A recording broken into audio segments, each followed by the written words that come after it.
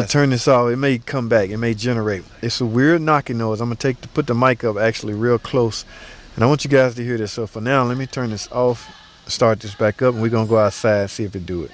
Let's get it. All right, let's go outside.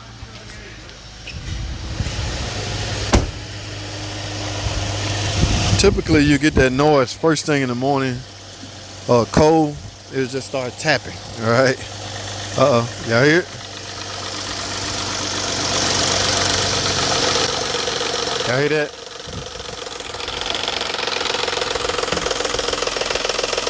Ladies and gentlemen, that is not a Valvetrain ticket noise.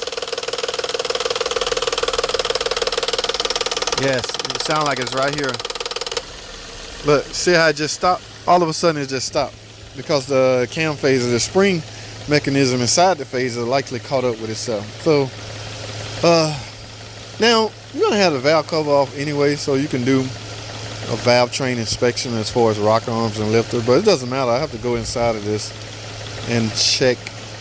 I'm gonna do my cam phaser test once I get the valve cover off. All right, and from there I will inspect the rocker arms and the lifters to see if they are coming apart. Now, as far as the cam phasers go, I showed you how to test the cam phaser. All right, I'll give you a quick glance of that. Now, as you know, this cam phaser is bolted to the camshaft via an oil control valve, which pulls double duty. It acts as the bolt and the oil control valve. Now, I'm having this car had a P0340. Now I showed y'all and told y'all before how how that can affect your drivability. I mean, you may have a ABS light on, you may have a torque management fault code stored. That's all because a bad cam phaser will affect your timing.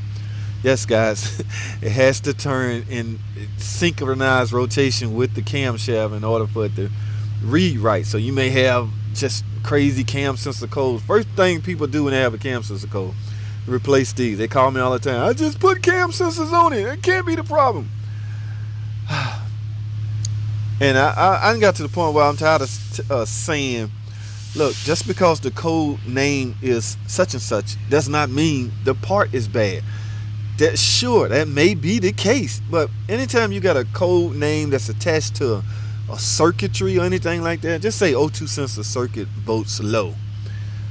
Yes, your O2 sensor can be bad, but because it has a circuit title added to the name, it's likely something wrong with the circuitry. So simply replacing an O2 sensor is not all you need. And I'm gonna say this again, yes, you very well may need an O2 sensor, but same go with these cam codes, okay? And I'm not gonna sit here and lie, guys. If I see a cam sensor code, this is the first thing I would check, because this is the sensor. Like I say, it sets right here, like in between both tone wheels, and monitors the rotation or what a relationship. Like this one right here, this is the rear. Okay, this is the we have P0340. All right, this cam phaser is designed, can y'all see, to monitor the rotation of this intake cam and this exhaust cam. Now, if timing becomes off because of a phaser, you got to understand how phaser work. Here it is right here. It's spring loaded. There's a lot of mechanical things going on inside of here, but when they fail, they can give you problems or cause you havoc. Now, this one failed. It's loose. It's coming apart inside, guys. I'm gonna say this again. If you inside your engine doing any kind of Valvetrain work and you over 80,000 miles, go ahead and replace your cam phaser, because you right there. They're not expensive at all, and they're going to give you problems. It's a wearable item just like anything else. Keep in mind, no matter how many times your engine rotates, this cam phaser is rotating with it. It's attached to your timing chain, so it's going to be getting work, the same amount of work as your engine rotating. Your engine lasts 200,000 miles, 300,000 miles, and you have the original cam phaser. Yes, they held in there, but it's also turning with the engine. Okay, so we got an issue with the cam phaser throwing the timing off. It could go either way. It could either be retarding the timing or advancing the timing. You just never know. But you would get maybe torque management codes or ABS light on for torque management, all kinds of crazy weird things. But listen, guys, take your wrench, whatever size this hex nut is. In this case, I'm using an Allen because I don't know where my wrench is. Now, when I turn this or rotate this hex on this exhaust cam, that phaser should rotate with it. Look at this, guys. Y'all see that? That phaser is not moving at all. That phaser, the spring load in that, the spring mechanism in that phaser is shot. You should not be able to turn that camshell. Now, Chrysler say there's a small amount you should be able to turn the camshaft without the phaser moving. And I'm reluctant to that. If I feel any, it's getting a new cam phaser, but that is extremely excessive. Now, if I put it on this intake camshaft, look at that, nothing. That phaser is locked tight to this intake camshaft, which meaning that phaser is good. This should not be moving, guys. That is bad. I think that's the worst one I've seen. You would think that camshaft broke. No, it's just that phaser's bad. And my problem is the bank 1 exhaust camshaft. Okay, that is what's giving me problems setting that code. Now, I've talked before on how you can find out if a cam phaser is your problem. So I finally got this cam out, as y'all can see. Now, I want to show y'all something. I'm gonna grab this and grab this. You know you shouldn't be able to turn this, right? So look at this. Now see that? I'm holding the camshaft and turning the phaser with my hand. Ladies and gentlemen, that is a real bad cam phaser. Okay, now you can survive with this using this camshaft. It's just a phaser, guys. It will advance or either retard your timing. It can throw all kinds of torque related codes, ABS light, traction control light on. In fact, let me get this off. I don't really care about it, so I'm gonna use an impact to take this off. Let's get this off.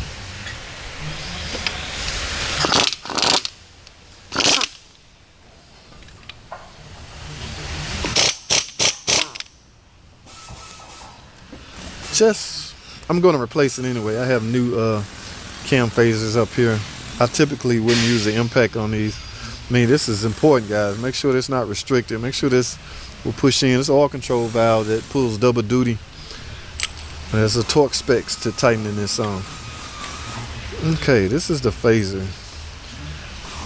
Yeah, I thought maybe the spring would be off, but yeah, this is coming apart inside.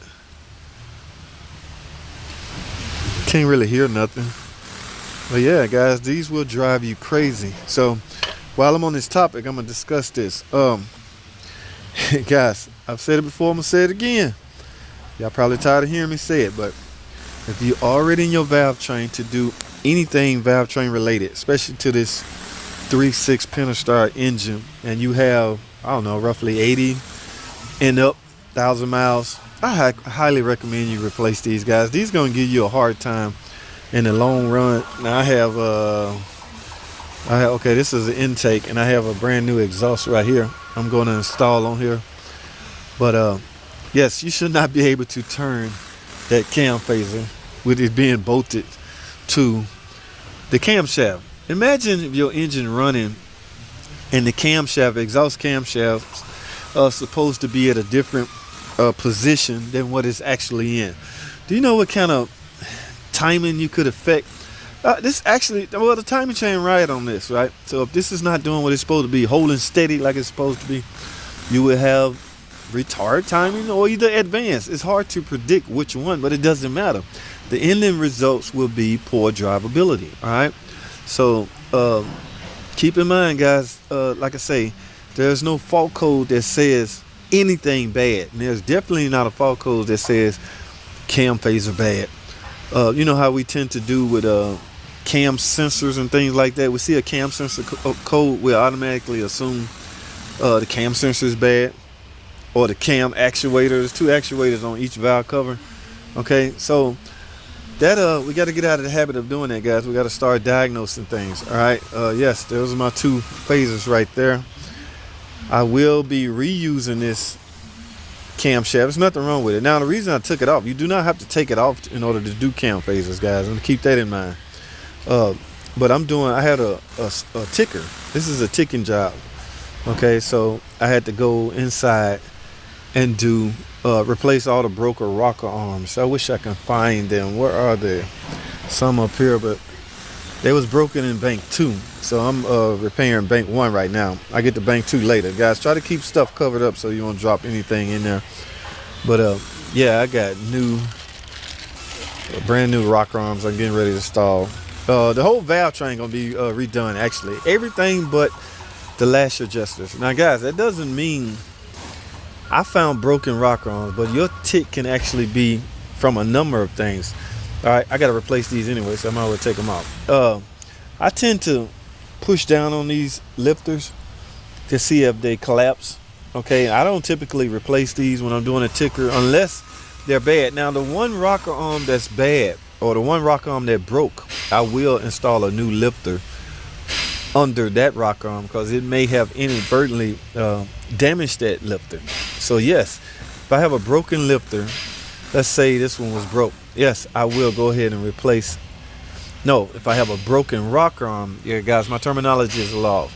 But if I have a broken rocker arm, I will go ahead and replace the lifter that was associated with this rocker arm. Okay, that's just something bothering me if I don't do it. But typically you do not have to replace the lifters, lash adjusters, whichever you want to call them.